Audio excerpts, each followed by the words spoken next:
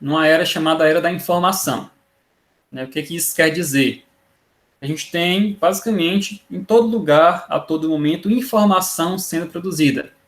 Né? Só que esse volume de informação é tão grande, né, que chega um ponto em que esse volume de informações que está sendo produzido se torna um obstáculo para a gente se apropriar dessa informação. Né? Então, o que acontece?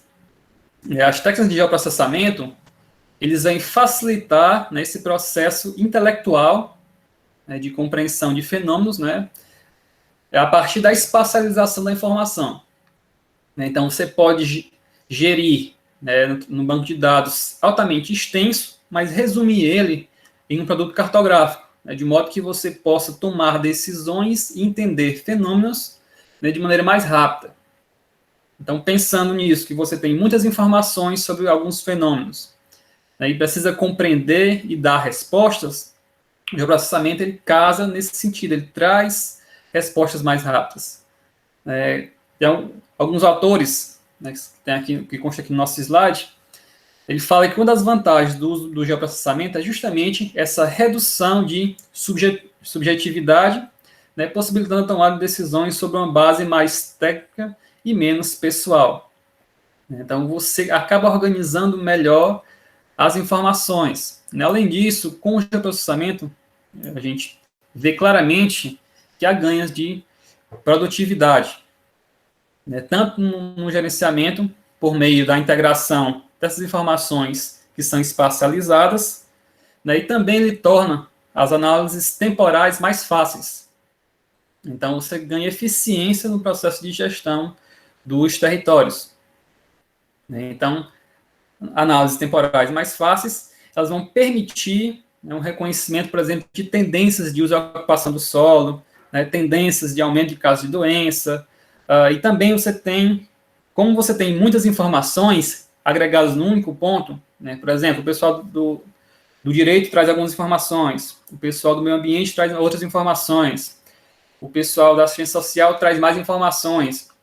Você agrega tudo e sobrepõe essas camadas de informações, você passa a gerar informações mais novas.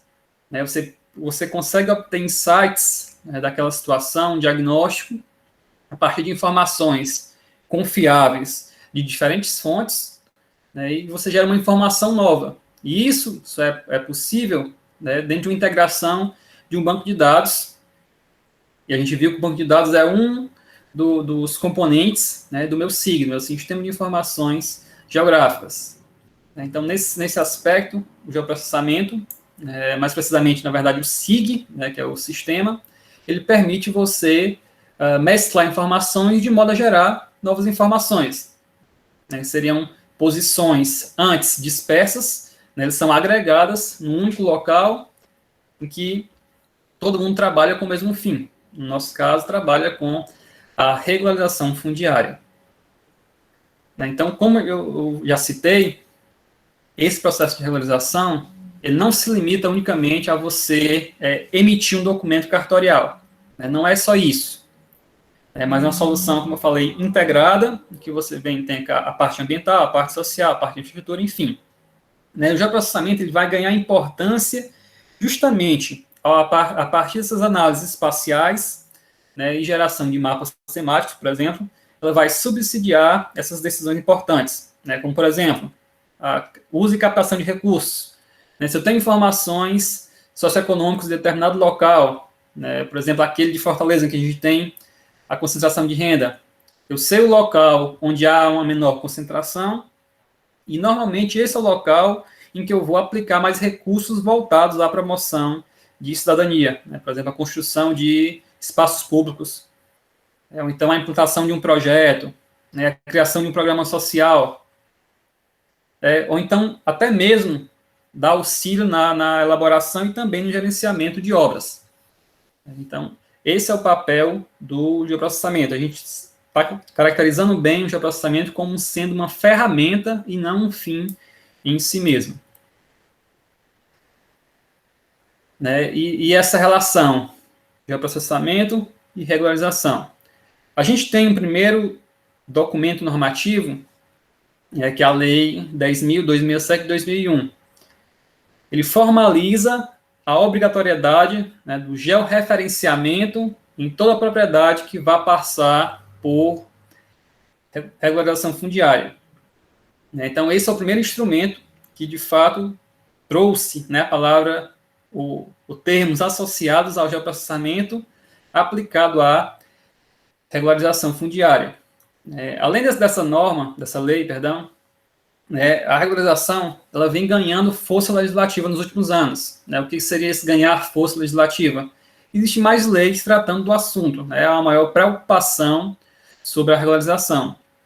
E, obviamente, o campo jurídico, o campo normativo, nesse processo de implementação de novas leis, ele automaticamente acaba também agregando, dentro das leis, também toda nova tecnologia, toda solução tecnológica que seja eficiente ao processo em questão. Então, nesse caso, você percebe que cada vez mais a integração, as leis passam a colocar processos tecnológicos eficientes, que no caso que a gente está discutindo aqui, da regularização, ele tem trazido para dentro da normativa a questão do geoprocessamento. Então, essa lei, a 10.267 de 2001, não é a lei mais atual a respeito, mas é aquela que trouxe um termo, que é o georreferenciamento, a gente vai falar mais a respeito dele, para dentro do geoprocessamento, para dentro da regularização fundiária, perdão. Então, o geoprocessamento ele vai dar apoio, para o tratamento e também para a análise desses dados de modo mais espacializados. E o georreferenciamento, que é o termo trazido para dentro dessa questão de regularização, diz respeito apenas à etapa da coleta de dados. A gente vai discutir melhor daqui a pouco o que seria esse georreferenciamento e como fazer esse georreferenciamento. Então, todas as informações coletadas, elas são tratadas dentro de um sistema de informações geográficas, de um SIG. A gente tem vários SIGs, essa é a verdade. E o mais comum, ou os mais comuns, tem o ArcGIS, que é um SIG de propriedade privada. No caso, se você quiser utilizá-lo de maneira legal, tem que comprar. Existe o QGIS, que é um SIG de código aberto, que vários pesquisadores do mundo todo contribuem para você ter um sistema que seja capaz de promover as diversas análises possíveis dentro de um geoprocessamento. Então, o geoprocessamento ele entra dentro do projeto de regulação fundiária como um item de suporte técnico, que ele tanto vai viabilizar, como também vai solucionar boa parte dos problemas associados ao tratamento e análise de dados de modo espacializado. Então, o geoprocessamento é um item de suporte técnico. E como a gente já viu, esse processamento, análise e oferta das informações, que são dotadas de referências geográficas, isso é realizado sempre dentro de um sistema de informações geográficas, de um SIG. A gente pode trazer uma definição um pouco mais objetiva, do que seria um SIG. A gente pode pensar num SIG como sendo um programa de computador que ele vai ser utilizado justamente para armazenar, então a gente vai manipular banco de dados, e processar tudo aquilo que for levantado de informações geográficas de maneira automatizada. Observe que não é automático, é automatizada. O que isso quer dizer? Que o sistema por si só não dá respostas. Ele produz elementos e cabe a um profissional capacitado, tecnicamente, de analisar esses produtos e propor intervenções. Então, o SIG, ele não faz tudo. O software não faz tudo. Obviamente, há necessidade de uma pessoa capacitada para tomar decisões sobre um fenômeno em discussão. De maneira um pouco mais ilustrativa, a gente pode pensar um SIG dentro do seguinte ciclo. A gente tem um SIG aqui no meio, mas tudo inicia a partir da observação do mundo real. A gente tem algum fenômeno, algum problema dentro do mundo real. Então, a gente vai a campo para fazer a aquisição de dados, posteriormente a manipulação dos dados dentro desse sistema, as análises que são pertinentes, na sequência é feita a gerência dos produtos gerados, né, e por fim a tomada de decisão. E isso é um ciclo, né? Toma-se decisão, vai ter algum reflexo no mundo real, né? Daqui a um tempo, novamente, você vai ter que voltar para o mundo real, dados, manipulação, análise, produto, né? Toma decisão. E esse ciclo não finda.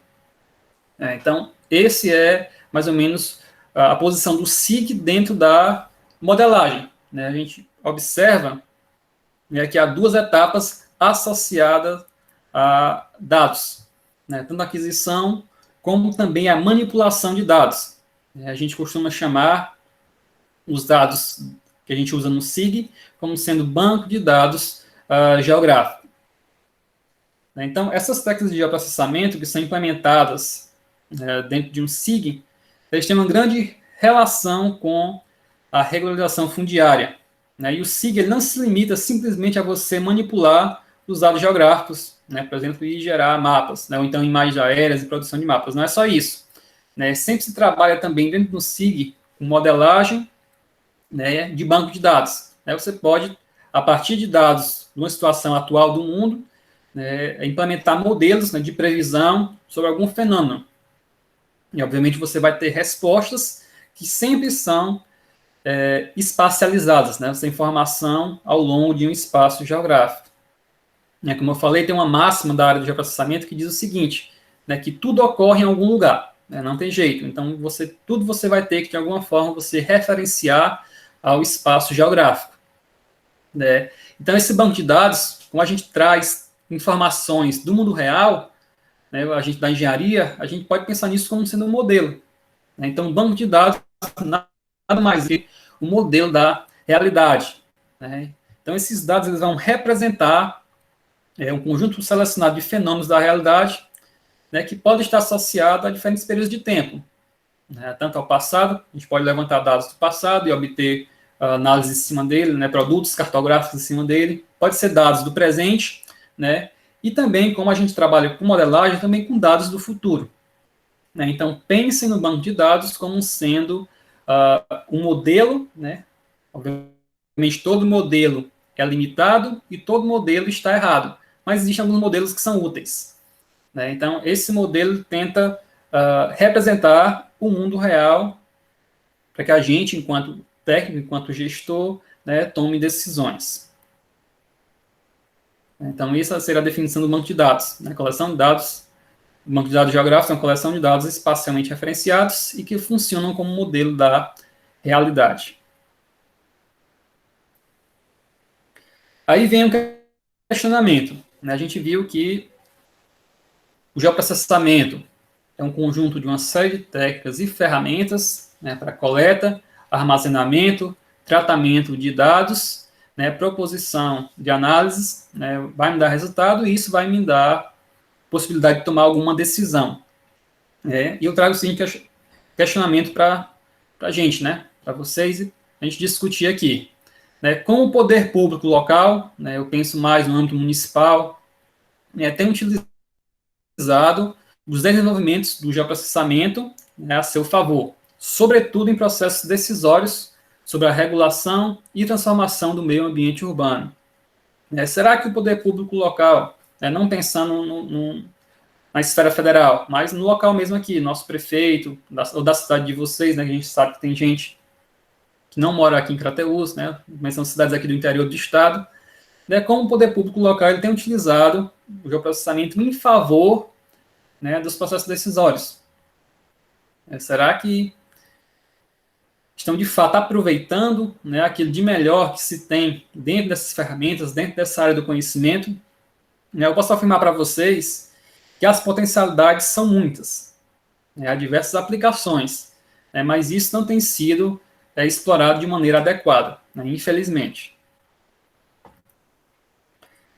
E há uma autora que traz uma discussão justamente sobre isso, do aproveitamento das informações, do geoprocessamento, dos desenvolvimentos técnicos recentes, dentro das tomadas de decisão. O que ela afirma? Eu vou aqui ler um pequeno trecho extraído de um artigo dela, de 2005, que fala o seguinte: o poder público local ainda apresenta um alto grau de desinformação a respeito de seu território. Por quê? Porque trabalha com base cartográfica desatualizada, normalmente com os limites políticos não reais, né, tanto de divisa de município, como até inclusive a definição de bairros, cadastros incompletos, confusão e sobreposição de limites de propriedade, falta de espacialização das informações relativas aos investimentos públicos no seu território, enfim. Então, há uma grande desinformação, de fato, sobre o território. E essa questão, ela se torna particularmente grave quando você pensa no fenômeno, por exemplo, de ilegalidade urbana, e das condições também de vida de assentamento de baixa renda. Que é justamente aí que entra o processo de regularização fundiária. Justamente nesses locais, onde você tem ilegalidade urbana, ou seja, pessoas morando onde não deviam morar, os assentamentos que são criados, é justamente aí que se faz necessário um conhecimento abrangente do espaço urbano. Aí você imagina, se as áreas que são, digamos, entre aspas, reconhecidas pelo poder público, são as áreas legalizadas, já há problemas associados à cartográfica, imagina essas áreas onde não há legalização. É muito comum quando você trabalha com dados, principalmente das menores cidades, com base cartográfica, eles serem mapas, ou com baixa resolução espacial. O que é isso? Você não tem muito detalhamento de arruamento, de divisão de lotes, então há uma baixa resolução espacial. Além disso, também há uma desatualização, mais associada ao sistema de referência. Eu vou retomar mais na frente, mas, por exemplo, atualmente existe o sistema geodésico brasileiro chamado SIRGAS 2000, que até 2015, a partir de 2015, passou a ser o único sistema para georreferenciamento em nosso país. Mas o mais comum é você obter bases cartográficas associadas ao sistema anterior, o SAD 69, ou mais ainda ao sistema utilizado no início do século XX, que seria o Córrego Alegre. Então, é muito comum você ter esse tipo de coisa. Inclusive também, como aqui citado, a sobreposição de limites de propriedade. Às vezes, as pessoas compram, adquirem os seus loteamentos, o seu lote, o seu terreno, mas não há uma definição exata dos limites. Às vezes, há uma sobreposição que acaba gerando muitos conflitos. Existem algumas atividades básicas de um processo de regularização. Essas etapas e atividades que aqui estão listadas não fazem parte da lei, fazem parte de uma proposição de 2 autores. A gente vai passar aqui por elas só para a gente ver como há um caráter multidisciplinar dentro do geoprocessamento, que demanda, obviamente, uma melhor organização de dados, já que cada área acaba gerando dados de uma maneira diferente e, às vezes, os dados acabam não conversando. Por exemplo, aqui a etapa inicial, aquisição de base cartográfica e pesquisa de campo. Obviamente, quem deve fazer isso, aqui pelas atividades listadas, é a turma da engenharia, é a gente. O levantamento de dados, tanto entre o pessoal da engenharia, como também entre o pessoal, por exemplo, da ciência social, pesquisa cartográfica e jurídica. Novamente, tem a gente, o corpo técnico de engenharia, tem o pessoal do direito, a parte de diagnóstico. Aí, dependendo do tipo de diagnóstico que vai ser feito, é jurídico, é a turma do direito, um ambiental, um diagnóstico socioeconômico. Então, você vê que a regularização exige uma articulação multidisciplinar. E cada um vai trazer informações distintas, embora seja sobre o mesmo fenômeno, sobre, por exemplo, um loteamento específico, mas são informações que, se você não souber manipular, não souber fazer essa interface ou sobrepor algumas informações, né, você acaba não aproveitando o máximo possível daquele banco de dados. Então, a questão dessa compartimentação de atividades dentro do processo de regularização, né, é inquestionável que é multidisciplinar. Isso já está claro para a gente. E o uso de uma ferramenta, de um SIG, né, que faz parte do geoprocessamento, né, ela pode ser considerada fundamental para um bom andamento desse processo, porque ele vai auxiliar desde o início, né, na identificação de algumas áreas a serem regularizadas, assim como em todo o processo, tanto da parte de caracterização, né, seja ambiental, social, econômica, urbanística, enfim, e também vai oferecer apoio às decisões da instituição, né, seja a prefeitura, em menor grau. Então, quando você utiliza um SIG, né, um Sistema de Informações Geográficas, que compõe o que a gente chama de geoprocessamento, né, você tende a reduzir o impacto dessa fragmentação, né, ou, usando outra palavra, essa compartimentação de atividades. Porque você passa a oferecer, né, informações variadas e são acessíveis a todas as equipes envolvidas. Então, você articula tudo dentro de um sistema e as informações são distribuídas espacialmente e todos da equipe, independente de sua formação, terão acesso. E, além disso, o uso de um SIG ele vai facilitar a determinação de algumas prioridades, de onde serão tomadas algumas decisões prioritariamente. Pronto. Em relação à lei mais recente, aquela que foi discutida pela manhã, né, pelo defensor Augusto Cunha, é a Lei 13.465 de 2017. Essa lei, embora é interessante que ela não traz, ao longo do documento, a palavra geoprocessamento, né, mas quando chega na seção 2, né, que fala do projeto de regularização fundiária, artigo 35, né, ele passa a listar alguns elementos que claramente a gente já vê, não, isso aqui é geoprocessamento, não tem para onde correr. Então, essa lei ela vai ratificar, né, a necessidade do uso do geoprocessamento dentro do processo de regularização de maneira indireta. Né? Eu digo indireta porque não tem a palavra geoprocessamento dentro da lei, né? Mas como a gente vai ver agora de maneira mais pontual, né, que a gente tem que recorrer ao geoprocessamento. Então, para que se tenha uma regularização plena, né, que atenda a tudo aquilo que já foi falado, né, não só a questão do documento em si, mas a questão ambiental, a questão social, a questão econômica, né, a lei criou um instrumento que é o chamado Projeto de Regularização Fundiária. Projeto de Regularização Fundiária. O que é esse projeto? A lei, obviamente, não define o que é, mas a gente entende que o projeto seria uma série de documentos, tanto técnicos como jurídicos, né, socioeconômicos, enfim, que vão auxiliar na implantação da regularização. Né? O projeto seria um documentos modelo, né, a serem seguidos.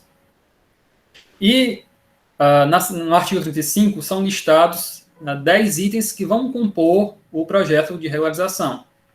Aqui eu citei os 3 primeiros, né, para vocês já verem como o geoprocessamento está intimamente, né, colocado dentro da lei, mesmo que não se fale na palavra geoprocessamento. O primeiro, diz que o projeto deve ter um levantamento plano-altimétrico e cadastral com georreferenciamento. O segundo, fala que deve haver uma planta do perímetro do núcleo urbano informal.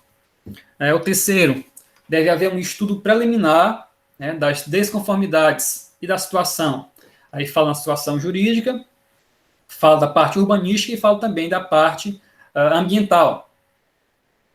Então, não tem como você pensar em fazer um levantamento plano-altimétrico cadastral, né, com georreferenciamento, como fazer a planta do perímetro, né, como fazer um estudo preliminar de desconformidade, sem que você recorra a ferramentas que compõem o geoprocessamento.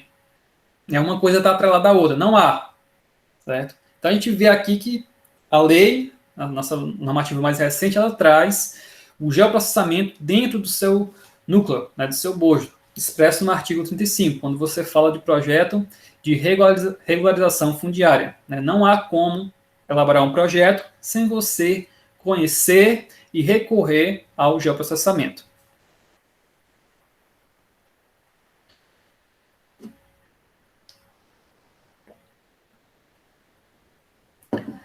Bem, como eu destaquei, né, no slide anterior, o levantamento plano altimétrico cadastral ele deve ser feito com georreferenciamento. Essa é uma palavra bem comum de se ouvir, né, e também ela tem uma definição bem simples e fácil de compreender. Né, indo mais para a questão de origem da palavra, né, geo, a gente sabe que significa, né, relacionado ao planeta, né, a Terra, e o referenciamento. Né, então, o que seria esse georreferenciamento? É basicamente você atribuir um sistema de referência, né, de coordenadas em relação ao nosso planeta. É uma definição um pouco mais técnica, né, seria a definição da forma, da dimensão, né, dos limites e também da localização de um terreno em relação à superfície terrestre. Isso é o georreferenciamento. Então, essas definições, né, de forma, dimensão, limite, localização, né, são feitas por meio da descrição das coordenadas dos vértices limitantes, né, dos meus lotes, né, dentro de um sistema de referência, né, dentro de um sistema geodésico. Então, eu vou aqui comentar rapidamente, né, sem me ater muito, o que seria um sistema geodésico. Né? O sistema geodésico ele é definido a partir de um datum. O que seria um datum? Datum é uma palavra em latim que significa referência geométrica. Né? E é uma referência a partir do qual a gente vai determinar as posições dos elementos geográficos na superfície terrestre. A gente costuma falar em dois datums. Né? Um datum horizontal, e no caso o mais comum é uma elipsoide de revolução. O que é isso?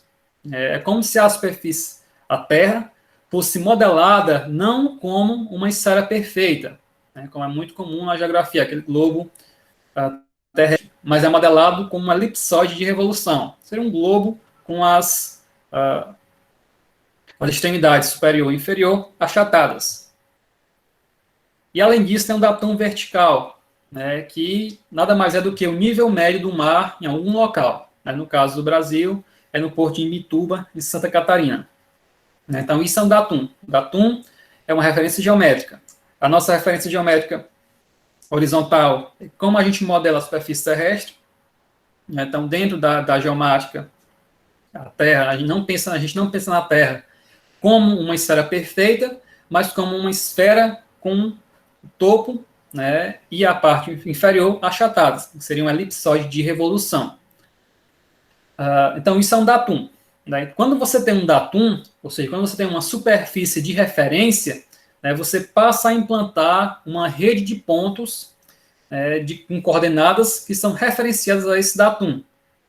Então, essa rede de pontos com referência a um datum dá origem ao que a gente chama de sistema geodésico de referência. Então, a gente tem no Brasil, como já falei, a partir de 2015, o Sistema Geodésico Brasileiro, que a gente chama de SIGAS 2000. Esse sistema é mantido, né, foi implantado e é mantido pelo IBGE. Então, antes, né, a gente tinha dois, que era o SAD 69 e o SIGAS 2000, hoje em dia só é o SIGAS 2000. Então, o georreferenciamento é isso, é você atribuir um sistema de referência de coordenadas, né, à superfície terrestre.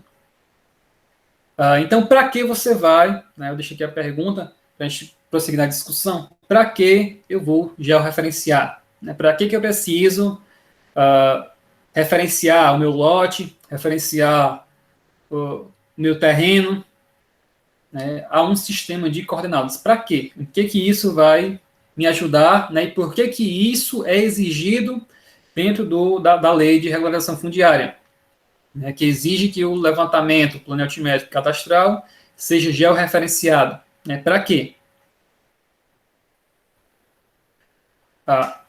Eu trago aqui um exemplo, né, de uma escritura de um terreno. A imagem não está muito boa, mas foi a única que eu consegui, né, com uma expressão, na verdade, com uma forma de redação que não é muito legal, embora seja muito comum. Eu vou fazer aqui a leitura para vocês. E vocês vão ver que é um pouco confuso. Está aqui imóvel, casa, número, com área construída, informada a área, né, e seus respectivos terrenos localizados na vila, aí dá todo o endereço, né, com frente para a rua, onde mede 25 metros, né, 49,5 metros da frente aos fundos, do lado esquerdo de quem da rua olha para o imóvel. 49 metros da frente aos fundos do lado direito, e nos fundos de quem do lado esquerdo segue para a direita, mede 12,5 metros. Daí, dobra à direita e segue medindo meio metro em ângulo reto. Daí, dobra à esquerda em ângulo reto e segue medindo 12,5 metros, encerrando a área superficial de informada área, né, e confrontando-se com, pela frente. Aí vai dar aqui os confrontantes. Né? Então, esse tipo de redação é muito comum da gente ter nos nossos documentos de imóveis. Esse aqui é um dos mais confusos que eu já vi, né, que é informado de maneira um pouco subjetiva, né, a descrição do terreno, né, seja em dimensões, né, seja em confrontantes. Esse terreno pode se localizar, obviamente, na verdade, não é fácil de você localizar adequadamente esse terreno, né, a partir dessa descrição. Você pode até localizar, mas sem uma visão, por exemplo, aérea, não tem como você entender bem o formato desse terreno. Né? E, além disso, tem uma série de outras medidas, de outros pontos que são duvidosos. Se for um documento muito antigo, né, será que essa área foi medida corretamente? Será que essas dimensões que são informadas foram medidas corretamente? Então, esse tipo de descrição é muito comum, embora passível de erros.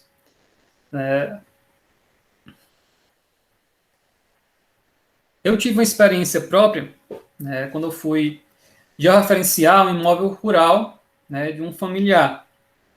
Então, a gente tinha um documento que era muito complicado de você entender, a partir das descrições, qual era o formato do terreno, bem como os confrontantes. Né, até porque, normalmente, a tendência é que, com o passar do tempo, os terrenos sejam, por exemplo, vendidos. Né, então, altera o nome do dono. Né, então, é um método de descrição que é comum, né, mas não é o mais adequado. Tem alguns autores que tratam justamente desse problema, né, dessa imprecisão. Eles afirmam que dentro da regulação fundiária, né, há uma dificuldade recorrente associada justamente à descrição e localização precisa dos limites físicos das parcelas a serem regularizadas. Então, essa dificuldade, né, essa imprecisão é recorrente, né, tanto de você descrever como localizar os limites físicos das parcelas. Né, e isso é potencializado quando você pensa, né, quando se utiliza feições urbanas, né, como referência. Usa ruas, né, que é passível de modificação de nome, né, usa lotes vizinhos, confrontantes, enfim. Né. Esse método de localização, que eu dei o exemplo no slide anterior, né, é o que a gente chama de localização relativa. Por que relativa? Porque está associado a alguns elementos que são, de certa forma, variáveis. Né? Então, essa precisão, né, na verdade, essa imprecisão, que está associada à subjetividade na definição e descrição dos pontos, né, gera problema. Professor Jorge. Oi. Desculpa te interromper, é o Augusto. Posso dar um outro exemplo aqui de caso real, semana passada? Sim, à vontade. Olha como é que está descrito o imóvel no documento. Diga. São legítimos possuidores de uma casa residencial na localidade de Cabaças, da comarca de Crateús, construída de tijolos coberta de telhas e fechada de portas, encravado em um terreno útil, adquirido de herança do já falecido Joaquim Jorge de Oliveira, medido 70 palmos de frente por 180 de fundos, limitando-se ao nascente espólio de Raimundo Soares da Silva, ao poente com Antônio Gomes da Silva, ao norte com a Estrada de Ferro RFFSA e ao sul com Sebastião Acácio de Souza. Então, realmente, é difícil identificar para saber onde que está esse terreno, só o dono mesmo. Eu acho que o terreno aí, na verdade, é para você não encontrar, né? Não tente encontrar esse terreno. A descrição aí. Pois é muito comum, né, essa descrição relativa. Então, como eu falei, né, isso tem solução. Né? Obviamente, a solução não vai eliminar todos os erros, né, mas você pode minimizar. Como? Fazendo um posicionamento absoluto, né, que é adotar um sistema único de referência. A gente recorre à definição.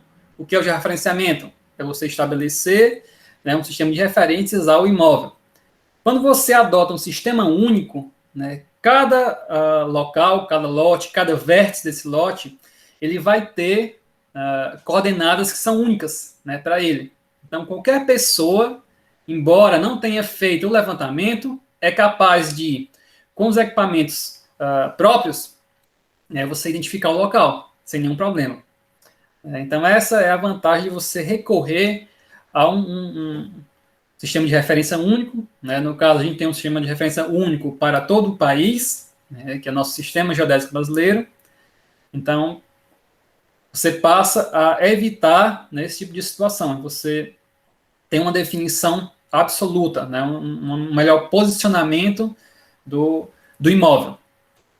Embora, como eu já citei, esse posicionamento absoluto, ele não seja totalmente isento de erros, né, mas há um ganho significativo, tanto de eficiência, né, como também de confiabilidade. Então, isso é importante quando você considera a observação, né, de alguns atores, né, que informam que essa questão de você fazer uma descrição precisa, né, do seu imóvel, na verdade é uma exceção dentro do contexto nacional. A regra é você ter descrições imprecisas, né? Seja do exemplo que foi dado por mim, seja do exemplo agora, né, que foi até melhor do que o meu, né, dado pelo defensor, né, o Augusto Cunha. Né, que tá, esse tipo de situação é bem preocupante. Né? Então, quando você recorre, né, ao georreferenciamento, né, você representa esse imóvel de maneira inequívoca. Né? Ele está ali com coordenadas absolutas. Né? Então, qualquer pessoa, como eu falei, pode encontrar esse imóvel, né, sem a necessidade de recorrer à pessoa que, por exemplo, fez um memorial descritivo com as coordenadas desse imóvel. Né? Qualquer pessoa, com o mínimo de conhecimento e com os equipamentos apropriados, né, você consegue delimitar adequadamente esse imóvel.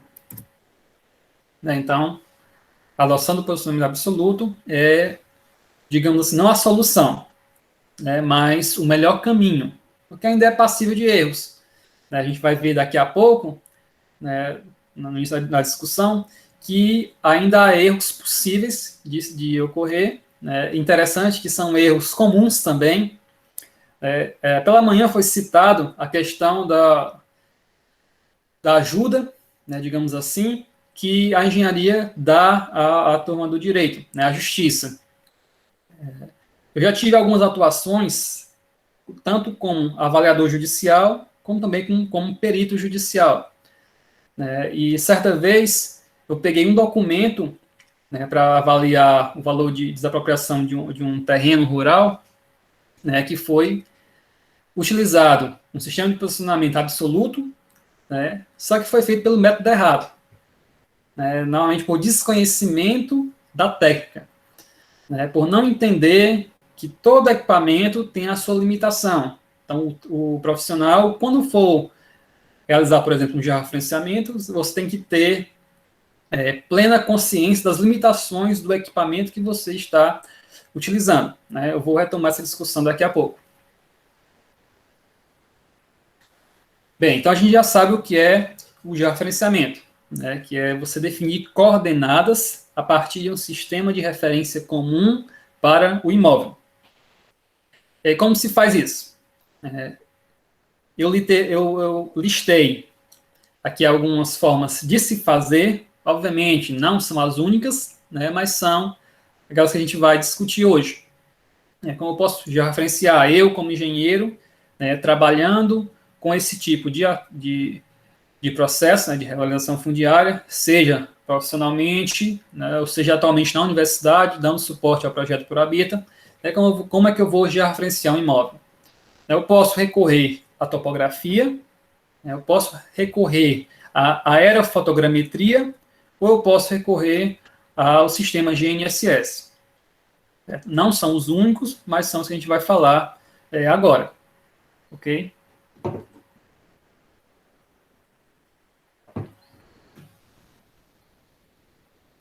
Topografia. Certo? Então, a topografia seria a forma mais básica, mas aquela que move, digamos assim, mais recursos, porque você precisa de uma equipe de topografia, né? Precisa dos auxiliares e também do topógrafo, né? E possivelmente de um engenheiro para fazer todo o acompanhamento de campo. Então, como é que funciona esse georreferenciamento com base na topografia? Você pode, a partir da delimitação do terreno, né? Aqui eu tenho um exemplo, o nosso campus, uma imagem de satélite do campus da UFC, né, não é atual. E você pode, certo, lançar pontos, né, no entorno do meu terreno, da minha área de interesse. E esses pontos vão ser referenciados ao Sistema Geodésico Brasileiro. Né? Como é que eu vou saber as coordenadas de cada um dos pontos? Há duas formas. Ou você faz o que a gente chama de transporte de coordenadas. O que é isso? Como eu falei, o sistema geodésico, né, ele é materializado com a implantação de diversos pontos, né, com referência a um datum. Então, em todo o território nacional, há o que a gente chama de referências de nível, né, o RN. Aqui eu tenho um exemplo, aqui embaixo do nome topografia, do que seria um RN, né, uma placa, né, essa placa, se você destruir, né, você está cometendo um crime federal, né, é uma placa que traz uma informação, traz um código. Por exemplo, aqui a gente tem RN, né, 2053D. Essa placa, né, esse marco geodésico, ele traz uma informação de coordenadas geográficas associadas a ele, né, latitude, longitude, altura elipsoidal, né, altitude ortométrica, altura ortométrica, enfim. Né, então, quem mantém isso e quem implantou, como eu citei, foi o IBGE. Então, você pode localizar o marco topográfico, marco geodésico, mais próximo do terreno e que foi implantado pelo IBGE e fazer o transporte de coordenadas. Ou seja, você vai referenciar todos os pontos do terreno de interesse que você está levantando, né, a partir das coordenadas do meu marco geodésico. Ou seja, eu vou dar coordenadas ao meu terreno em relação a um ponto de coordenadas conhecidas. Ou seja, os meus pontos do meu terreno vão estar referenciados ao mesmo sistema do meu marco geodésico, que é o Sistema Geodésico Brasileiro. Então, desse modo, eu referenciei, né, ou melhor, eu já referenciei os meus pontos, né, a partir da topografia, seja utilizando estação total, né, seja utilizando um teodolito, né, com os acessórios, prisma, baliza, equipe topográfica, enfim. Né? Então, essa é uma das formas de você já referenciar. Você fazer o transporte de coordenadas, né, com auxílio de equipamentos topográficos. Ou então, você pode simplesmente, certo, adotar outra técnica, outro método. Como eu citei, seria a aerofotogrametria. Né? Inicialmente, quando surgiu esse termo, aerofotogrametria, de fato dizia respeito ao levantamento, né, foto, ou seja, a partir de imagens tiradas de dentro de um avião. Obviamente era um negócio muito caro, né, de se fazer. Então, com a evolução, né, tecnológica, você tem hoje alternativas. Né? Você tem os VANTs, que é VANT. VANT é a sigla para veículo aéreo não tripulado. O mais comum de você ver um VANT é nesse formato tipo morcego. ou então lembra muito um aeromodelo. E também, dentro da categoria dos vantes, né, a gente tem o drone. O drone é um tipo de vante, mas eu quis aqui destacar de maneira mais peculiar, porque o drone tem sido, né, tem tomado, de certa forma, um grande espaço dentro desse tipo de levantamento, né, que seria essa aerofotogrametria. Né? Pelo nome, a gente pode também chamar de mapeamento aéreo. Ele tem como objetivo você executar mensurações, né, você medir de maneira precisa através de fotografias, né, com câmeras embarcadas dentro das aeronaves. Obviamente, como já falei, essas aeronaves atuais, né, são robôs autônomos, né, que são teleguiados através de um sistema GNSS. Então, assim, você, obviamente, você tem fotos, né, você tem fotos obtidas a partir de um veículo que dentro dele tem um receptor GNSS, né, você vai ter fotos georreferenciadas. Né? Claro que ainda precisa você fazer algum tratamento, né, porque você vai ter deformações tanto da superfície terrestre, né, que não é plana, principalmente quando você tira fotos, né, de áreas mais extensas. Então, quando você faz esse tipo de correção, né, também tem erros associados à câmera em si, né, tanto a altura de voo, a velocidade de voo, enfim. Então, quando você faz esse tipo de correção, né, você obtém o que a gente chama de ortofotos, né, que ele vai corrigir principalmente as curvaturas da própria superfície terrestre. Né, e essas ortofotos são justapostas, né, você obtém o ortomosaico, a gente chama, um mosaico de várias fotos, de várias ortofotos. E aqui na ilustração, eu tenho aqui à minha esquerda o que seria um vante, né, e aqui à direita, o que seria o plano de voo. Né, você observa que há uma sequência, né, a ser definida, ninguém vai falar isso de maneira detalhada, né, mas as fotos são tiradas de maneira sobrepostas, né, e todas as fotos são já referenciadas, depois é feita a correção, né, é melhor de entender quando você vê produtos. Né, aqui seria o exemplo, né, de uma foto em projeção cônica, né, você consegue ver aqui, observando aqui esse edifício, né, como se a foto tivesse sido tirada um pouco na lateral, né, um pouco de lado, né, digamos assim, e aqui a gente tem a foto corrigida, né, a projeção ortogonal, que é a nossa ortofoto. Então, todas as fotos tiradas, né, dentro da área, pelo meu equipamento, né, devem ser corrigidas. Né, depois que você corrigir todas, você faz um mosaico, né, que alguém chama de ortomosaico.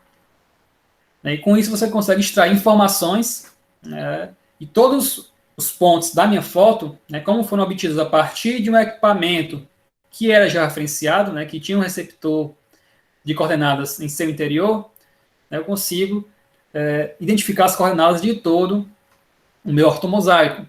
Obviamente, eu posso ir ao campo, né, observo o meu terreno, faço um sobrevoo, tiro várias fotos, né, e todo aquele meu terreno, todo aquele meu lote a ser regularizado, ele vai estar georreferenciado nas imagens. Né? Então, a gente gera um arquivo, que a gente chama lá no geoprocessamento de sendo um arquivo matricial.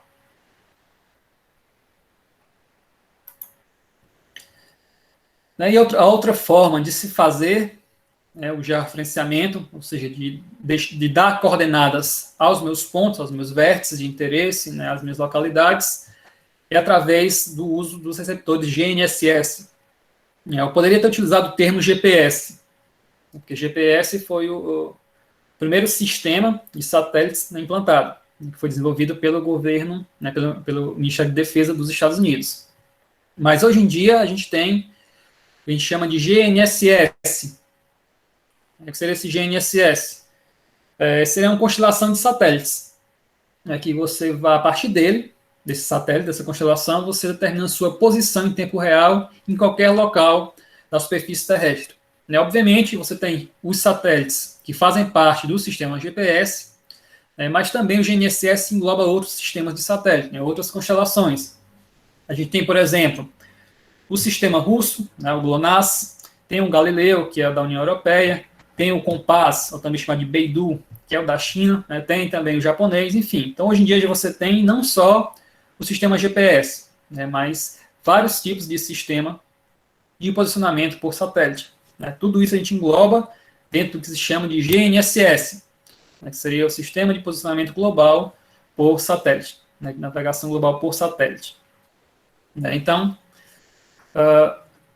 esse é um método muito comum, né, muito utilizado para você georreferenciar, né, já que é feito de maneira direta.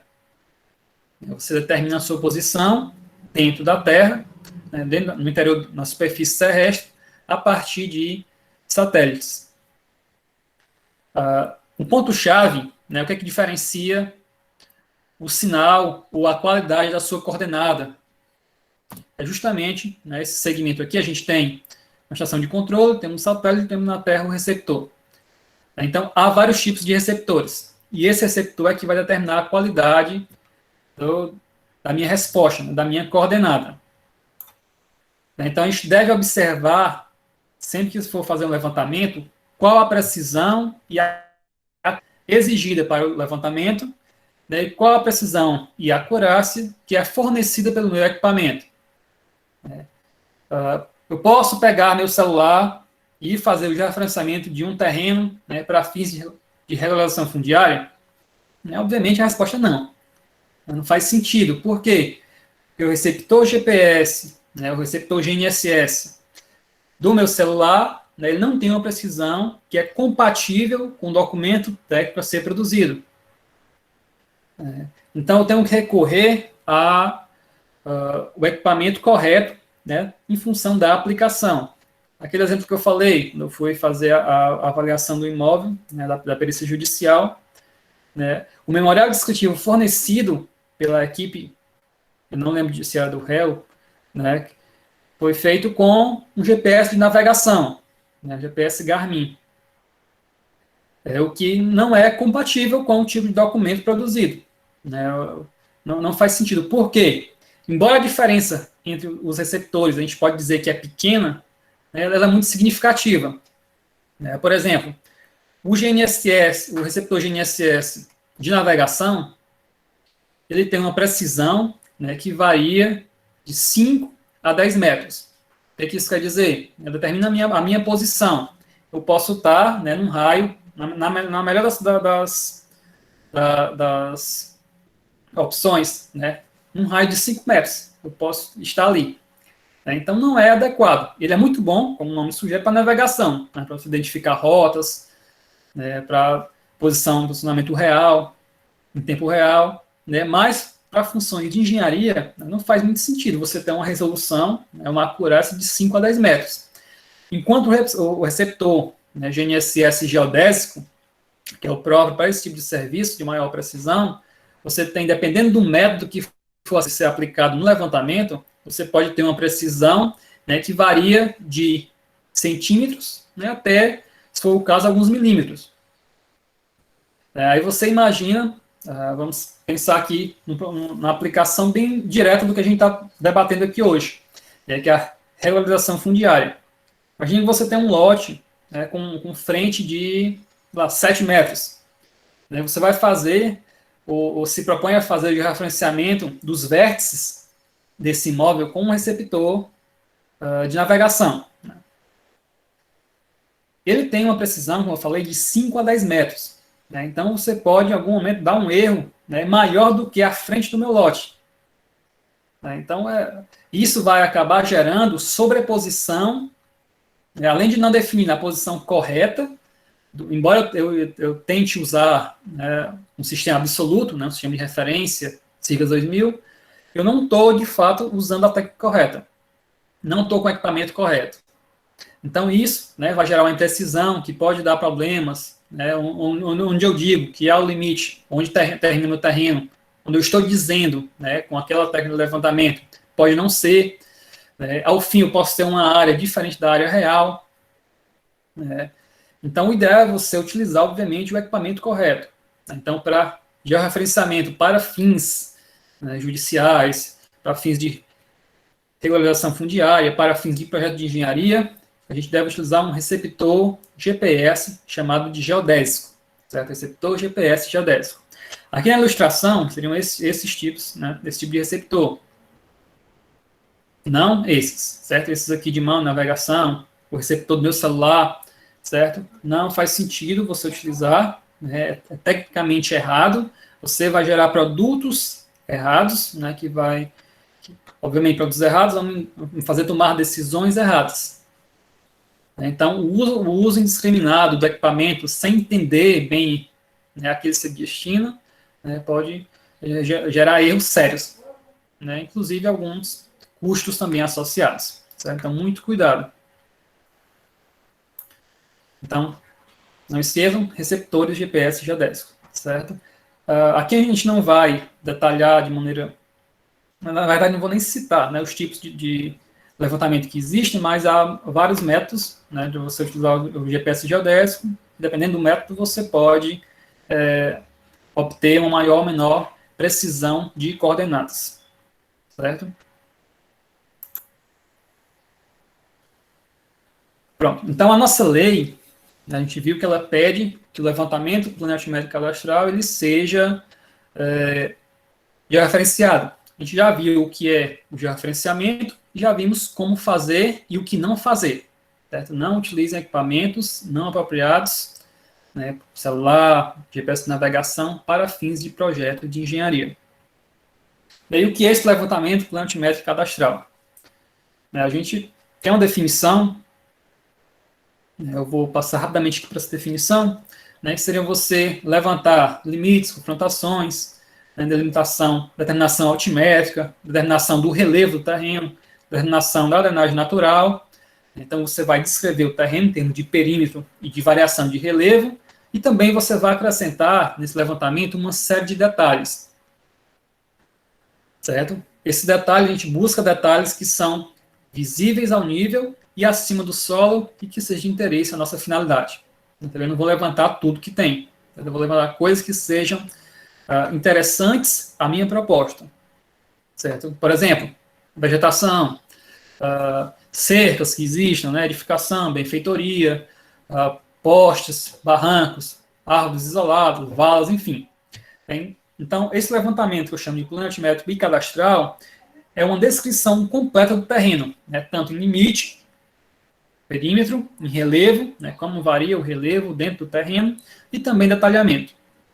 Obviamente, como eu vou fazer, eu posso fazer vários métodos, posso fazer por topografia, fotogrametria, GNSS, enfim. Né. Lá na lei tem uma observaçãozinha do que deve conter o meu levantamento. Segundo a lei, deve ter as unidades, né, as construções, o sistema viário, áreas públicas também, né, os acidentes geográficos e outro elemento, né, que vai caracterizar esse núcleo a ser regularizado. Então, esse seria um exemplo de um levantamento planimétrico e cadastral.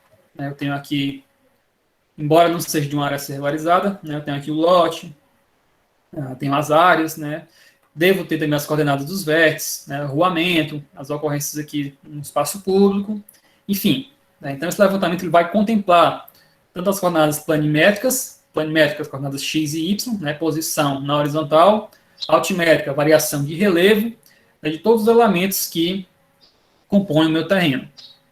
Né, então, a gente vê, né, que além de conhecer a área do físico, também a gente pode extrair algumas coisas, algumas informações do levantamento cadastral. Aqui, só como exemplo, né, aquilo que normalmente está, né, o que eu levanto nesse tipo de levantamento. Vão desde estrada de ferro, posição de hidrante, poste, né, lagoas, ponte, enfim. Então, você observa que é uma descrição completa do terreno. Então, e isso deve ser feito de maneira georreferenciada, né, em relação a um sistema único. Né? Novamente, por que georreferenciar? Para evitar más descrições, né, que podem causar dúvida em quem for trabalhar no processo de regularização. Né? Então, sempre buscar a técnica adequada dentro do sistema de posicionamento absoluto. Né? E, além disso, dentro do meu levantamento planimétrico cadastral, eu posso tirar algumas informações importantes. Lá no item 7 da lei, artigo 35, fala em que o projeto deve ter um estudo técnico da situação de risco, né, quando for o caso. Vamos pensar aqui em situação de risco. A gente pode pensar, né, ou quando se fala em risco, principalmente de moradias inadequadas, a gente lembra, pelo menos eu, né, eu lembro logo das situações de pessoas que moram próximo a morros, né, que há risco de deslizamento. Com esse tipo de levantamento planimétrico, você consegue primeiro extrair as curvas de nível do meu local, né, consegue construir um modelo digital de terreno, modelo digital de superfície, né, e consegue fazer ou realizar uma análise de risco de deslizamento, né, obviamente com as ferramentas adequadas. Então, novamente, você vê que o projeto de regularização ele deve ter um elemento, que é esse estudo técnico, que para ser feito não tem jeito, você tem que recorrer ao geoprocessamento. Eu trago aqui para vocês um exemplo, né, de uma área a ser regularizada, né, em que você tem, né, aqui a mancha, seria a região, desculpa, aqui em vermelho, né, seria os contornos, o perímetro da área a ser regularizada, e aqui eu tenho uma legenda em relação ao risco que foi feito de escorregamento, né, ou deslizamento de terra.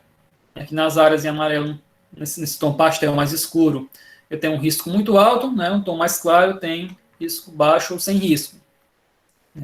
Então, esse tipo de análise, né, você vê que são informações espacializadas, né, em relação a um fenômeno de interesse, o risco de deslizamento, né, que vai me permitir tomar decisões. Né, qual área eu tenho que evacuar, né, qual área eu tenho que olhar com mais atenção em termos de estabilização de solo. Então, vejam que o geoprocessamento ele está inteiramente ligado, né, ao entendimento, à caracterização, à compreensão dos ambientes, né, urbanos de moradia irregular.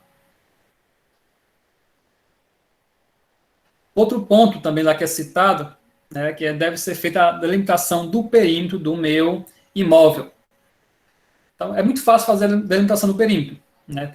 O que eu preciso? O primeiro passo é, obviamente, obter as coordenadas, né, dos vértices que delimitam o meu terreno.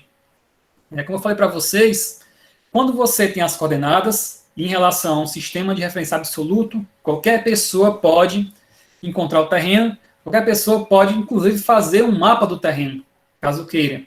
Não precisa a pessoa ser aquela que foi a campo coletar informações. Por exemplo, se eu informar para vocês algumas coordenadas, né, e vocês com conhecimento de algum SIG, né, vocês podem construir o mapa, certo? Ou delimitar o perímetro daquele terreno, né, daquele lote, sem nenhum problema. Eu vou mostrar aqui para vocês um exemplo, certo, que eu fiz quando eu fui georreferenciar, né, são coordenadas que eu obtive em campo quando eu fui georreferenciar um terreno de um familiar. Então, eu obtive as coordenadas, se eu passar para vocês, vocês conseguem fazer isso também tranquilamente. Então, eu tenho as coordenadas, eu não tinha noção do formato do terreno, mas eu fui nos vértices e fui coletando informações. Obviamente, reforço que não fiz isso com o celular, não fiz isso com GPS de navegação, eu fiz isso com GPS geodésico, e tem função própria para isso, certo? Vai ter um nível de acurácia e precisão adequado, né, compatível com o produto cartográfico a ser elaborado. Então, tem umas coordenadas, posso traçar um polígono, né, deixar aqui o polígono vazado para delimitar um perímetro. Posso simplesmente fazer uma sobreposição dentro do meu SIG, né, de duas camadas. Uma camada do satélite e uma camada que eu gerei buscando informações, né, com o meu receptor GNSS. Então, delimito o terreno, né, sem nenhum problema.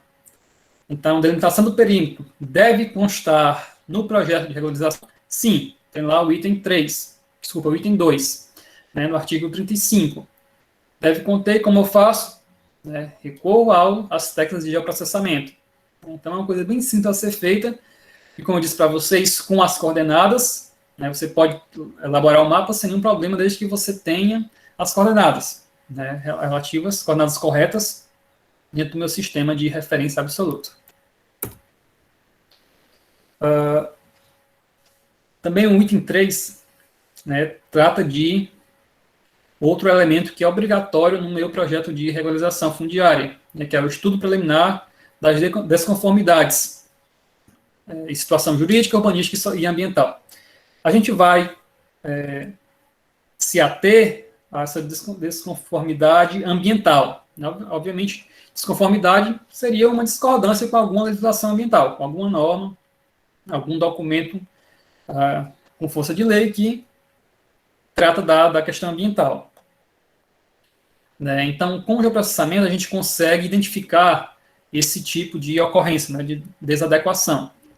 Né? O mais comum de se observar diz respeito às áreas de preservação permanente. Então, eu acho que a maioria aqui do público é estudante de engenharia, né, e lá em engenharia ambiental, vocês estudaram, né, e sabem o que é uma área de preservação permanente. Aqui há a definição, não vou ler a definição, certo? Mas a definição lá do Código Florestal, da Lei 12.651 de 2012. E a gente pode entender essa APP, né, como sendo áreas naturais intocáveis, né, com rígidos limites de exploração.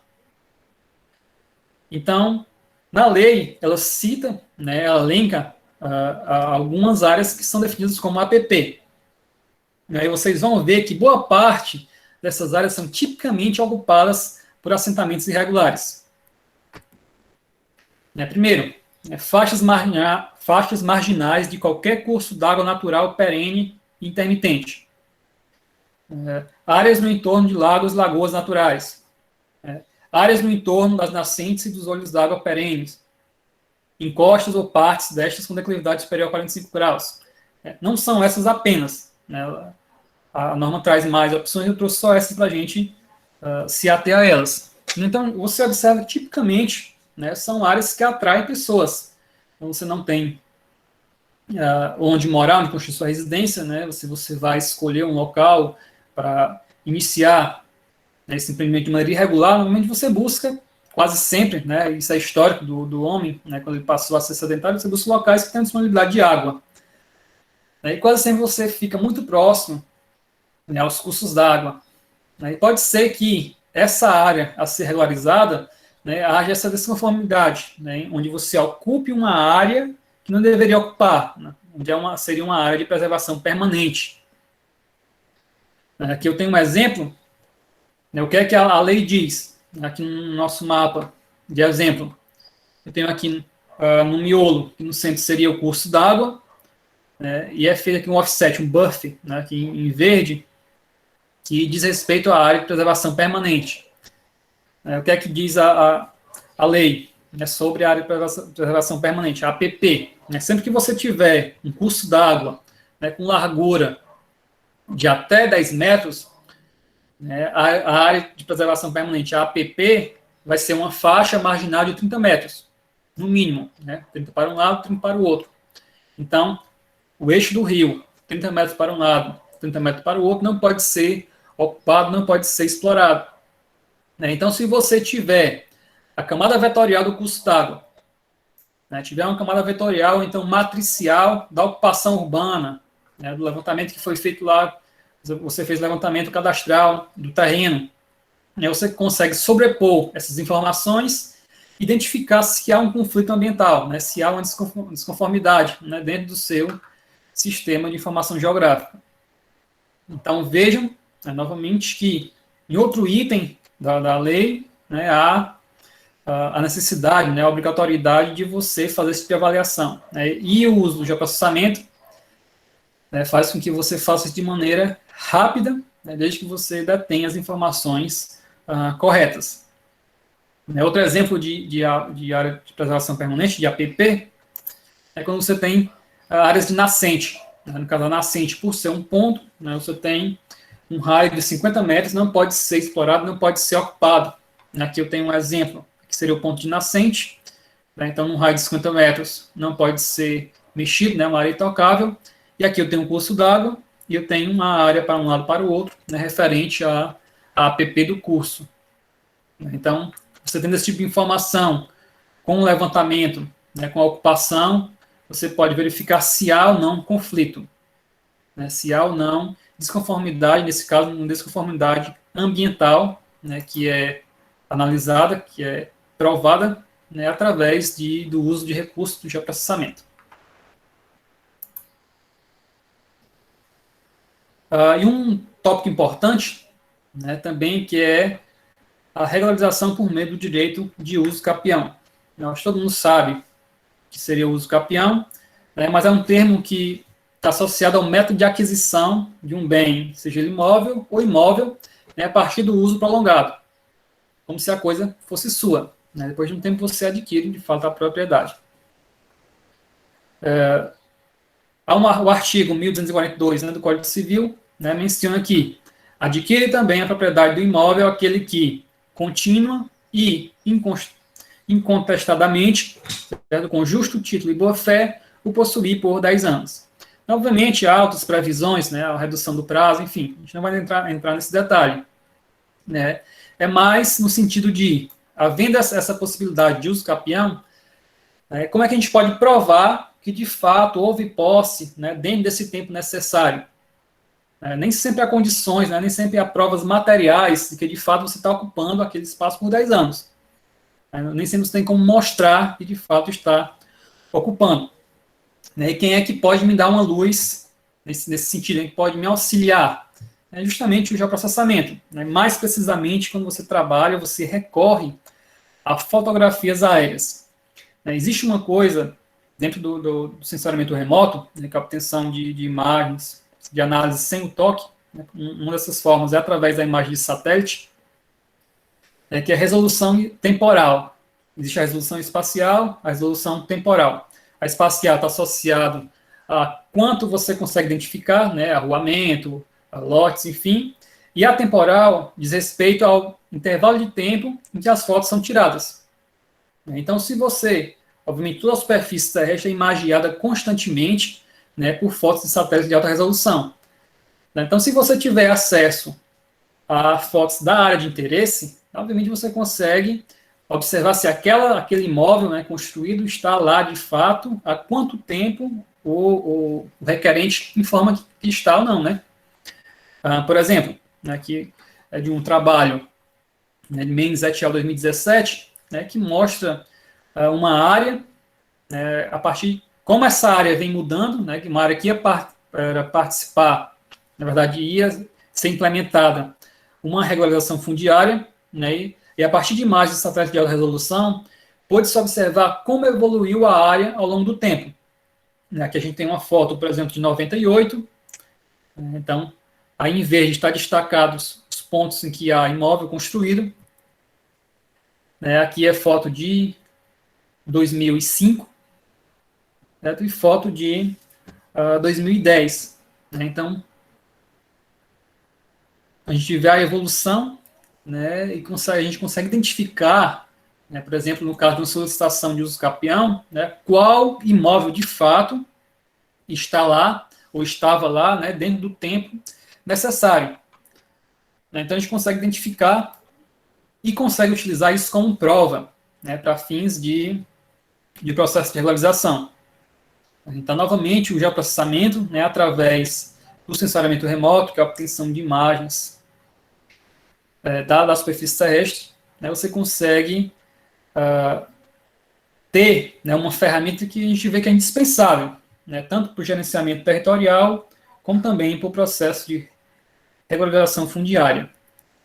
Já arrumando aqui para o fim, quais são os benefícios que a gente pode resumir do uso do geoprocessamento na regularização fundiária? Primeiro de tudo, a gente viu que o projeto de regularização ele deve ter elementos técnicos que só são obtidos a partir do geoprocessamento. Então, não há como não ter geoprocessamento dentro da regularização. Mas quais são os benefícios?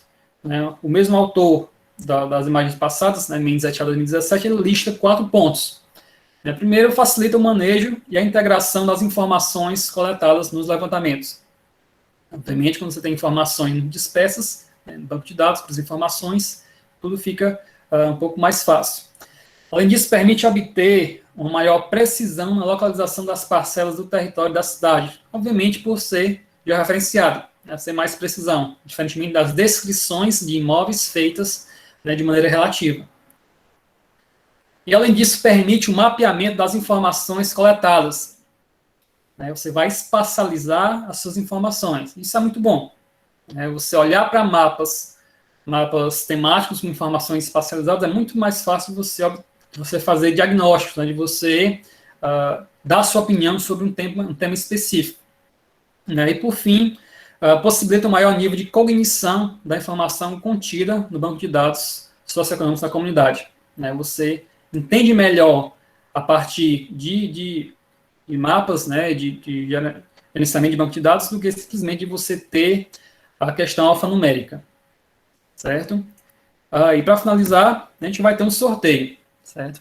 Para quem ficou até o fim, a gente vai sortear um livro que não é novo, né, eu já usei bastante, mas que foi muito útil para mim. Eu acredito que deva ser útil, né, para quem se interessar e quem for levar para casa, né, esse livro. Então, obrigado. Estamos abertos para questionamentos e perguntas. Obrigado, professor Jorge. Professor Tatiana, quer falar alguma coisa logo? Queria só avisar que o pessoal preencha a lista do formulário de frequência, né? Porque esse sorteio que a gente vai fazer vai ser com base nos nomes que estão no formulário. Tá bom? Então, quem não preencheu ainda, o formulário está aí no chat. Preencha, por favor, para a gente fazer o sorteio com quem está aqui. Muito obrigada, Jorge. A palestra foi ótima, né? Deu para esclarecer muitas coisas importantes para a gente. Pode falar.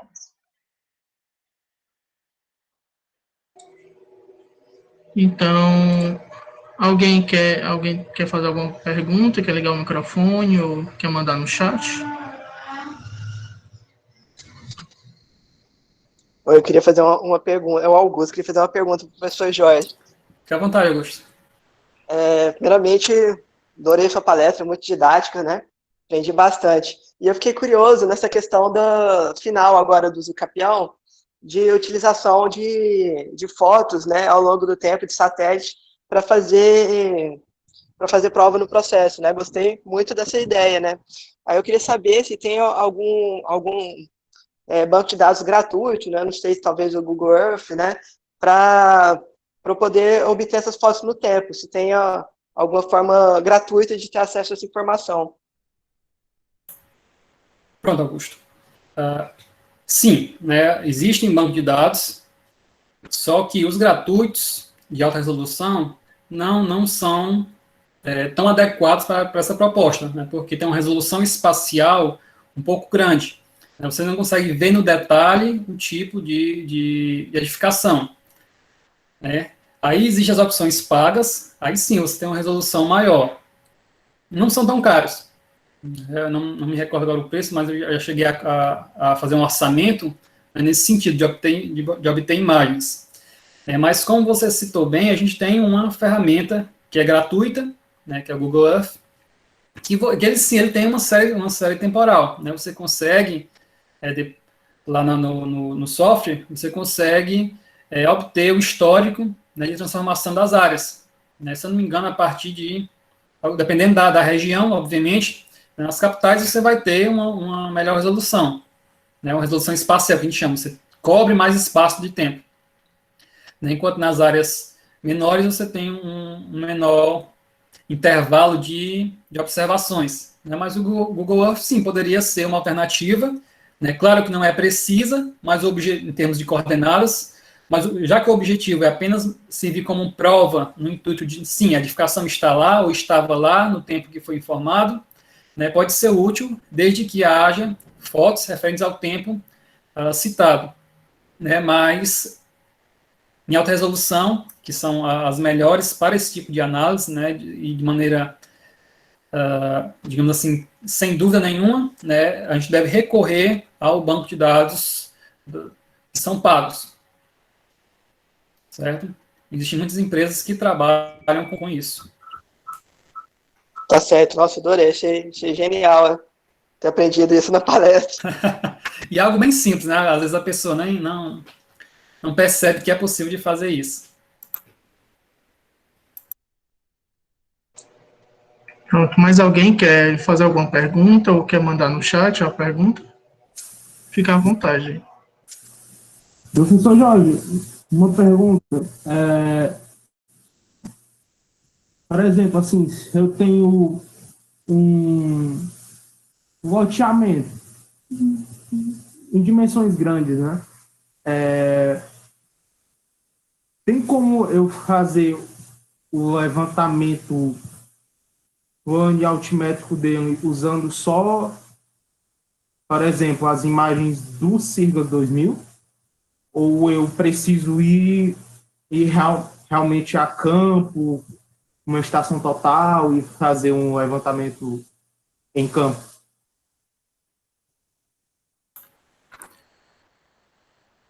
Fernando, normalmente, né, qual a tendência hoje? Para pequenos lotes, né, para terrenos pequenos, você recorrer à topografia tradicional, né, porque não demanda tanto trabalho. Quando você tem áreas rurais, principalmente, né, o ideal é você recorrer a outras técnicas, né, seja o voo de um drone, de um Vant, né, ou seja também a utilização do receptor GNSS. Né, tanto é que é mais recomendável. Tem um tipo de levantamento com GNSS, que é chamado RTK, né, que é um levantamento mais rápido, que você consegue obter vários pontos, né, dependendo da proposta, ele é mais recomendável do que você fazer por topografia comum, certo? O mais comum é você pensar no seguinte aspecto: terreno pequeno, né, coisa pequena, vai de topografia, estação total, né, prisma, baliza, enfim, né? É uma área maior, aí você recorre aos satélites, né, GNSS. Por quê? Se você observar bem, né, na topografia tradicional, você tem um equipamento posicionado, você tem pelo menos duas balizas, né? Então, para você medir um ângulo, por exemplo, você tem que ter as duas balizas visíveis, né? Tem que ver uma, depois ver a outra. Imagina você fazer isso numa área rural, que tem muita vegetação, né, que o relevo é muito variável, né, você teria que fazer o levantamento, né, em pequenas partes, né, seria muito picado o trabalho. Né, qual a vantagem do satélite? Você não precisa estar intervisível às estações. Né, o que importa é que o satélite, né, esteja disponível para você. Então, você pode ocupar vários pontos, né, sem se preocupar nessa intervisibilidade de pontos. Então, você percebe a vantagem de você utilizar para coisas maiores, né, você recorrer ao GNSS, justamente pelo fato de acelerar o trabalho, né, não deixar o trabalho tão moroso, tão picado. Sim. E sobre os Vants, né? O drone, ele precisa ser um equipamento padrão ou um drone de mercado, assim, de fotografia, ele serve? Pronto. Em relação a esse tipo de levantamento, o que importa não é o drone, é a câmera. É o mais importante. É a resolução da câmera, a qualidade, né? E além disso, o operador do drone, porque você tem que deixar uma altura de voo fixa, na velocidade. Então, tudo isso tem que ser levado em consideração. O equipamento em si, claro que é importante, obviamente você vai querer um equipamento melhor, né, mas não é tão relevante. Tanto é que hoje você adquire, né, um equipamento desses comuns, né, na faixa de R$ 1.200, e consegue, né, o que é mais caro vai ser o quê? A câmera e o software de tratamento. E a pessoa para fazer tratamento, né, já que é algo ainda incipiente, né, está nascendo agora, talvez nos últimos 10 anos que isso ganhou mais força, né, mas a plataforma de embarque, né, digamos, que é o drone, a plataforma de embarque não é tão relevante, mas mais a técnica, né, como isso é feito. Respondido? Sim. Mais alguém tem alguma pergunta ou gostaria de mandar no chat? Boa tarde, professor Jorge, professor Tatiana, sou o professor Renato. Eu tenho uma pergunta que ela tem a ver com a pergunta do Fernando, é bem próxima do que o Fernando perguntou, certo? Pensando no futuro desse mercado e do acesso aos drones, esses drones que estão cada vez mais comum, a utilização de drone, está ficando mais barato. em um ponto da sua palestra, você falou que ele tinha uma trajetória, ele tinha que fazer uma trajetória específica para poder fazer esse mapeamento. Eu queria saber se isso tem como ser programado, já que você falou agora que depende do piloto aí do drone. Pronto, aí nesse caso sim, tem como ser programado, aí eu retorno à pergunta do Fernando, é o tipo de equipamento. Tem alguns equipamentos que você insere, né, algumas coordenadas que ele vai seguir. Então você define o plano de voo, né, e ele consegue, a partir dos pontos de controle, né, que é um ponto que eu não toquei ao longo da conversa, mas esse tipo de levantamento com o VANT de drone, ele precisa de pontos de controle, né, que são pontos no terreno de coordenadas conhecidas.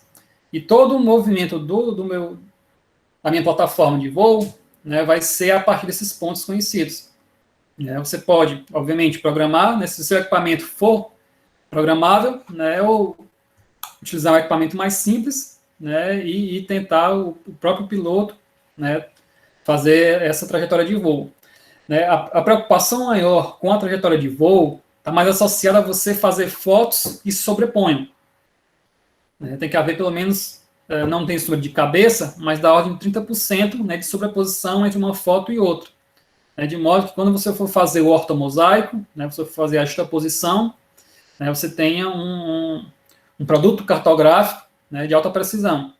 E além disso, essa justaposição é justamente para você amarrar, né, as fotos uma na outra, né, e minimizar deformações no produto final. Não sei se é isso que você queria ouvir ou é que eu complemente? Não, é isso mesmo, mas aí surgiu uma ideia que depois eu posso trocar com você aí na faculdade para uma solução, para ficar mais fácil ele localizar esses pontos. Sim, pronto, ótimo. Professor, tem uma pergunta aqui, deixa eu ver.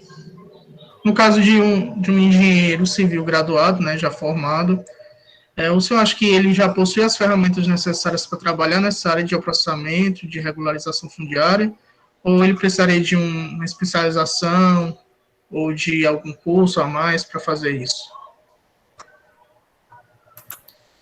Normalmente, sim. Né? Você tem o conhecimento básico necessário para iniciar o melhor de tudo. Né? O que eu vejo na formação de engenharia da UFC? Você tem um ferramental de como aprender, você sabe como aprender. Né? Que a gente passa, né, por diversas disciplinas, diversas áreas diferentes, você acaba tendo uma maturidade suficiente para você aprender qualquer coisa. Então, muitas vezes, você pode não saber tudo, né, mas sabe onde encontrar. A gente sabe as normas que existem, né, a gente sabe, com certeza, eu sempre disponibilizo, no meu caso, material extra, né, mesmo no livro, que eu nem vou tocar na disciplina, mas eu peço que os alunos baixem e guardem um dia, né, pode ser que ele precise, ele vai lá naquele livro específico e retoma o conhecimento. Né. A preocupação maior que eu tenho nesse sentido de como trabalhar nessa área não é nem tanto de ter o conhecimento, né, é mais no sentido de ter autorização dos órgãos de controle. Por exemplo, mapeamento rural, né, georreferenciamento rural, você tem que ter autorização do INCRA também, não é só do CREA. Né, então tem que ficar ligado nisso. Né, você pode fazer ser chamado para fazer alguma coisa, e você acha que pode fazer porque sabe como fazer, mas do ponto de vista legal, né, de atuação profissional, né, embora você tenha a disciplina de processamento, disciplina de topografia no seu currículo, né, por ser um imóvel rural, o INCRA também tem que te legalizar dentro desse aspecto, né, para você poder executar esse tipo de levantamento. Existe um outro tipo, por exemplo, avaliação de imóveis. A avaliação de imóveis urbanos, o engenheiro civil pode fazer sem nenhum problema, mas se for avaliação de imóvel rural, ela não pode. Tem que ser um agrônomo. Então, eu peço que quem vá se interessar por essa área ou queira atuar, né, esteja muito ligada à questão legal, né, de como atuar. Em termos de conhecimento, não, você é informado, você consegue sim fazer esse tipo de trabalho. Né. Claro que você vai sofrer um pouco no início pela falta da experiência, né, de como fazer, mas com um pouco de calma, né, um pouco de estudo, você sai bem, com certeza. Entendi, obrigado. Mais alguém quer fazer alguma pergunta, professor Jorge? Fernando? Professor, só mais uma dúvida, assim, bem rapidinha. Quando a gente pega um terreno rural de grandes dimensões, não tem nenhum jeito da gente usar o GPS do celular, não, para fazer o mapeamento? Assim, não tem nenhum jeito, não, de repente usar? Tem não. Ele vai servir para você se localizar. Você vai ter uma orientação mais ou menos de onde você está. Para fins de engenharia, não. Imagina uma variação de 5 metros num ponto, né? Imagina você construindo uma ponte. Vamos pensar que uma ponte é construída de um lado para o outro. Elas têm que se encontrar no meio. Aí você achando que domina tudo o geoprocessamento, fez o georreferenciamento com o celular. Né? Chegou lá, viu que cada um estava... Né, não se encontraram. Né? Então, para evitar esse tipo de coisa, usa a técnica correta. Né? Por que eles são diferentes? O GPS de navegação mais comum, ele utiliza o que a gente chama de pseudodistância. Né? Já é um termo mais técnico da parte de satélites. Né? E já o GPS geodésico usa o que a gente chama, para localização, o que a gente chama de fase, né, batimento da onda portadora. São duas coisas totalmente diferentes. Então, vai ter maior precisão em função de utilizar um elemento diferente do satélite e em função do método de levantamento. Né? O outro é só mesmo para dar a indicação inicial. Certo? Não uso fazer isso, não. E se você fez, dá um sorriso aí. Fez não. Professor Jorge, Fique tranquilo. é o Augusto de novo, queria tirar outra dúvida, porque eu dei um sorriso aqui. Diga lá. Porque, assim, antes de ser defensor, né, eu fui oficial de justiça lá no Tribunal de Justiça do Distrito Federal, né? E assim, os beneficiários da justiça gratuita, eles sofrem muito, porque, como eu falei, né, eles não têm dinheiro para pagar os peritos, né, e o juiz muitas vezes tem dificuldade de conseguir. Então, às vezes sobra para o oficial de justiça fazer esse trabalho. Eu fiz muita avaliação lá, inclusive de imóvel rural, né? E uma estratégia que eu usava era assim, que eu ia no local, aí eu descobria onde que era, né? Aí depois, por exemplo, para estimar a área, tinha uma ferramenta lá que chama Google Maps Area Calculator Tool, né?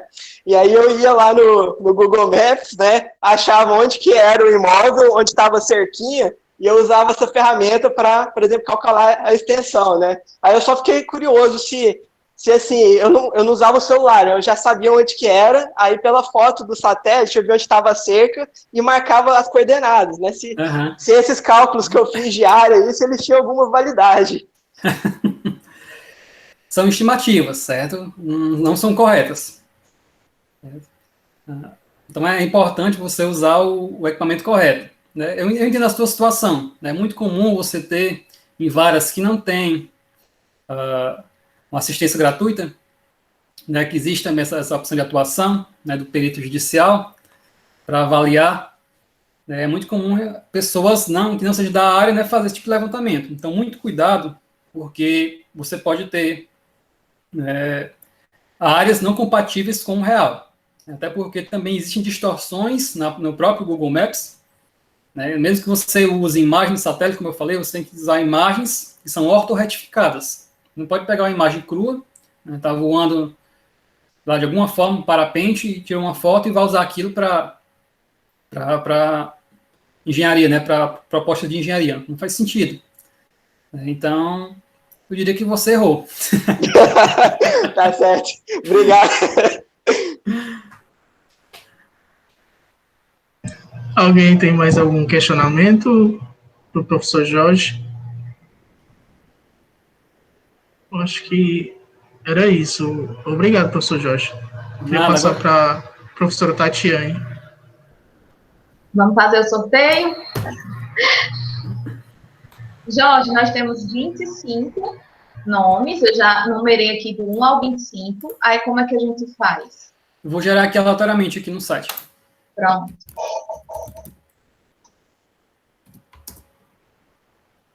Pessoal, enquanto o professor Jorge faz aí o sorteio, queria dar um aviso para vocês em relação à nossa próxima palestra, que seria agora 4 horas, né? Então, infelizmente, aconteceu um imprevisto com os palestrantes Eles me avisaram agora, no momento da palestra de Jorge, né? Então, infelizmente, essas coisas acontecem, né, aí no mundo virtual, né? Então, aconteceu um imprevisto, eles não vão conseguir fazer essa palestra de agora 4 horas. Então, como é que a gente vai fazer? Eles vão gravar, né?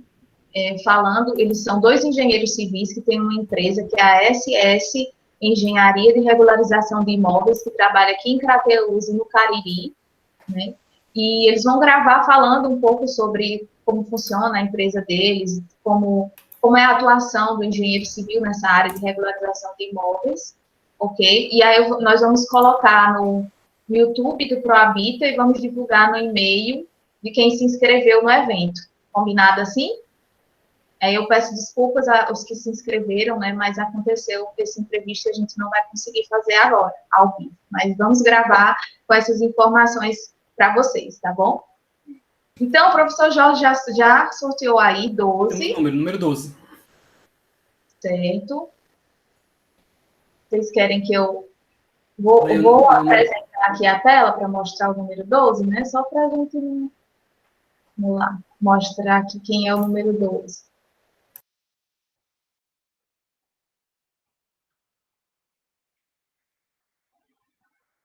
Número 12, Francisco Jonatas Alves da Silva. Estão vendo minha telinha? Sim? Francisco Jonatas está aí? Sim. Presença. Pronto. Você mora em Crateús, Jonas? Como é, professor? Você mora em Crateús? Não, eu moro em Independência Ceará. Bom, depois você recebe, vai ficar aqui comigo guardado. Ok, professor. Parabéns, Francisco Jonatas, aí ganhou um livro. Estudar Obrigado. aqui agora, né? Obrigado, gostei muito da palestra, professor. Agregou muito. Muito agradeço. Pessoal, então, como ninguém tem mais nenhuma pergunta, né, a gente vai encerrar aqui esse momento. Eu gostaria de agradecer demais ao professor Jorge, eu tenho certeza que foi uma palestra muito incrível para os meninos, né, para a gente, eu aprendi muito também, e para o Proabita também foi muito importante. Então, obrigada, pessoal. Reforço também o convite para vocês seguirem o Proabita nas redes sociais e acompanharem as ações do projeto, tá? E obrigada pela companhia de vocês. Tenham um resto de tarde excelente, né, e uma boa noite. E por aqui a gente encerra o nosso evento, nosso primeiro Pro Capacita. Valeu, obrigado a todos, obrigado pelo convite, obrigado pelas perguntas, né, e parabéns pelo ganhador do livro. Faça bom uso, viu? Parei, professor, parei. Tá certo. Tchau, tchau, valeu. Tchau, pessoal.